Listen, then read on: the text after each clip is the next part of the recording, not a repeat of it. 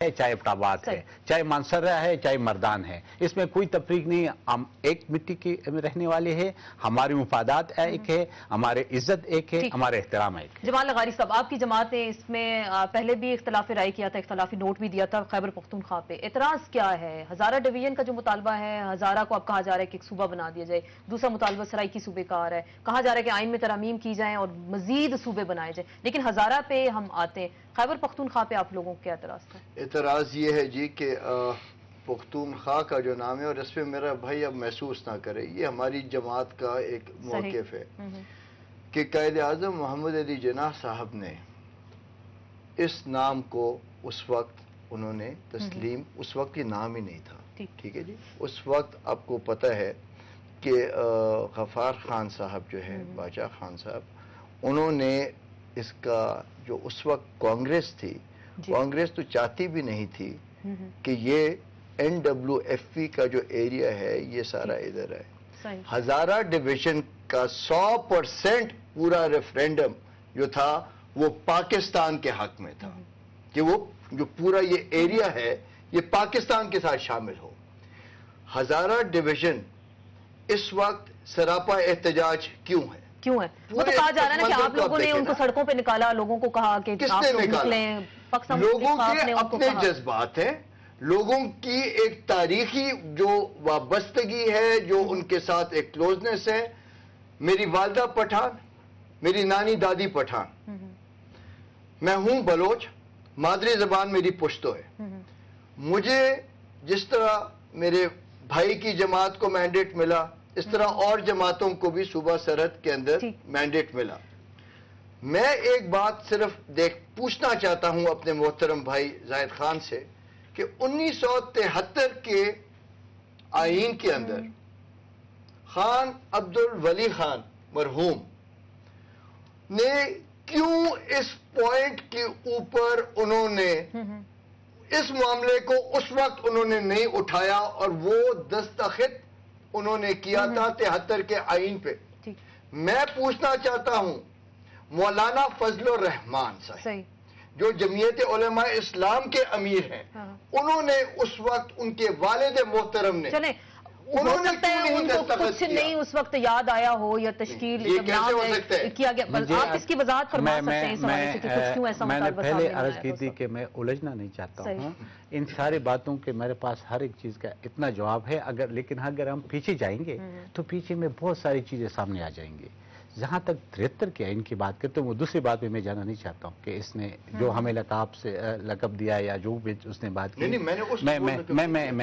मैं रेफरेंडम की बात कर। देखिए, रेफरेंडम इस मुल्क में जो डिक्टेटरों ने किया है अशर, उस रेफरेंडम को तो भूल जाओ। जहां तक 73 कॉन्स्टिट्यूशन की बात की, मेरे बुजुर्ग है, जो मेरे बुजुर्गों ने जो कुछ किया था वो ठीक किया था उस वक्त। इसलिए आज आप हमें ताना दे रहे हैं कि 73 में क्यों खान अब्दुल खान ने नहीं। उस वक्त आपके मुल्क दौला हो चुका था, आपके 90,000 फौजी आपके हिंदुस्तान के जेलों में थे। अगर उस वक्त इस मसले को हम छेड़ते थे तो ये आपका बाकी मानदा मुल्क इतना कमजोर हो चुका था कि आप इसको कंट्रोल नहीं कर सकते। मेरा सुने। इसलिए जब अभी वक्त आया तो हमने यही बात की कि मैं इसलिए इस पे फिर हम खड़े हुए कि देखे ये अभी वक्त है, आप हमें दे दे कि कल मेरे बच्चों को जिस तरह आज मैं उनका बचाऊं को, जो मुझे लगारी साहब मुझे वो ताना दे रहे, तो मेरे बच्चों को कोई ताना न दे कि भाई उस वक्त जब कॉन्स्टिट्यूशन में 18 अमेंडमेंट हो रहा था आप क्यों सो रहे थे, आपने क्यों नहीं मांगा था। इसलिए फिर भी मैं इसकी जज्बात का एहतराम करता हूँ। ये वक्त इन बातों का नहीं है, क्योंकि हमें तरमीम आज जिस तरीके से असेंबली के अंदर मंजूर हो गया, लेकिन सेनेट में मामला जाएगा और वहां पे कहा जा रहा है कुछ हो सकता है, डेडलॉक हो। नहीं, मैं अल्लाह करेगा उधर भी नहीं होगा, क्योंकि ये देखिए ये एक यूनानिमस जिस तरह कंसेंसस से 73 कॉन्स्टिट्यूशन हुआ था। आज आपने देखा कि वही लोग कि जो एक शिक दो पे अगर इख्तिलाफ भी रहा, लेकिन पूरा पैकेज फिर भी वो पूरा पैकेज होगा। कुछ इश्यूज थे जिन पे इख्तिलाफी नहीं था, वो आपका एडलिस्ट पे आया। मैं अर्ज करना चाहता हूं ये आपका मुतालबा फिर चलता रहेगा, इस इशू को आप हाईलाइट करते रहेंगे। होगी, जरूर पास होगी। मैं अगर अपनी बात कंप्लीट करूं तो मैं ये कहता हूं कि इंशाल्लाह वरीज ना हो, कौन वरीज ना हो, 18 अमेंडमेंट इसमें भी पास हो जाएगा, सेनेट में भी पास हो जाएगा, और ये एक अच्छे रिवायत कायम हो जाएगी कि ये इस मुल्क में हर मसाइल को अच्छी रिवायत कायम होगी। आपकी पार्टी तो हो सकता है सफदर साहब आपके खिलाफ एक्शन ले, जो आज आपने वोट किया इसके खिलाफ। मैं बात करता हूँ, 108 साल पहले सूबा सराज नाम रखा गया, आज 108 साल बाद चेंज हुआ। अगर आज हमने ये लड़ाई की बुनियाद डाल दी तो मुझे लगता है कि अगले 20 साल बाद फिर एक नया नाम आएगा। लिहाजा इस वक्त हमारे मसाइल जो हैं, बिजली का है, बेरोजगारी है, मुल्क हालत जंग में, हमें उस तरफ निकलना चाहिए। खैबर जो मैं सिर्फ इनसे ये इख्तिलाफ कर रहा हूं, छोटा सा आपकी पार्टी आपके खिलाफ तो एक्शन लेगी कि आप पार्टी पॉलिसी से हट के आपने ये मेरा और पार्टी का मसला है। कुछ आपको दबाव का शिकार मैं कहता हूँ असूलों के लिए कहा जाए आपको। ये मनसब असूलों के सामने कोई चीज नहीं रखता। अगर मुझे रिजाइन करना पड़ा, मैं अल्हम्दुलिल्लाह रिजाइन कर दूंगा, मुझे निकाल छोड़े, मुझे कोई बात नहीं है, मगर एक असूल जो था उस पर मैं खड़ा रहा हूँ और खड़ा रहूंगा। मैंने इनको ये कहा, हमेशा पार्लियामेंट में भी बात की, आओ एक छोटा सा रिफरेंडम करवा लेते हैं। आज वो रिफरेंडम हुआ होता, रिफरेंडम में लोग कहते नहीं जी पख्तूनख्वा ना रखें, हम उनको कहते आओ खैबर पख्तूनख्वा रखते हैं, आज वो जल्द से जुलूस ना हो रहे होते।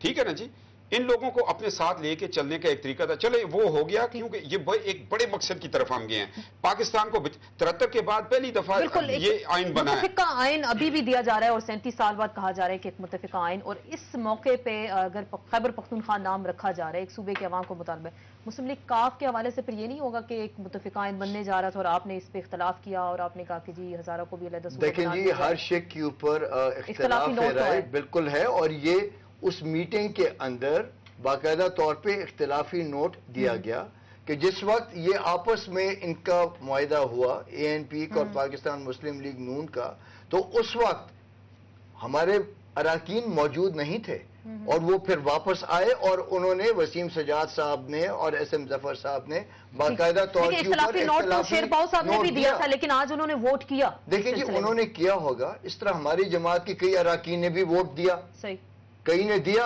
और 20 अरकान ने वोट नहीं दिया, तो ये सारा कुछ तो ऑन रिकॉर्ड है। और जब ये सेनेट में आएगा, उसके ऊपर भी बाकायदा तौर के ऊपर बहस होगी। देखिए, फर्स्ट रीडिंग होगी और उसके बाद फिर जो सेकंड रीडिंग होती है क्लॉज बाय क्लॉज, उसके ऊपर बाकायदा तौर पे वोटिंग होगी। लेकिन आसमाद, ये इतना गंभीर कोई मसला मैं नहीं इसको देख रहा।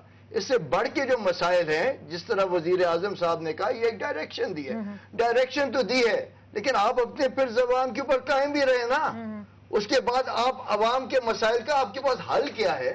चले वो तो हम पूछेंगे गवर्नमेंट से कि अवाम के मसाइल का हल क्या है। लगातार साहब ने एक बात की, मैं इस पे थोड़ा सा वजाहत से बात करूं। देख, इसमें कोई शक नहीं कि इनकी पार्टी ने इख्तिलाफी नोट दिया था, लेकिन ये जो कमेटी बैठ रही थी, पहले इब्तिदा में इनने कोई रूल्स की ज़वाबित बना दिए, और उनका यही था कि अगर किसी चीज पे, मतलब बाकी पार्टीज के सारे कंसेंसस आ रहे, किसी एक पार्टी को एक इशू पे इख्तिलाफ है तो वो नोट दे सकते हैं, लेकिन वो पाबंद होगा वोट देने का। बिल्कुल, ये एक है।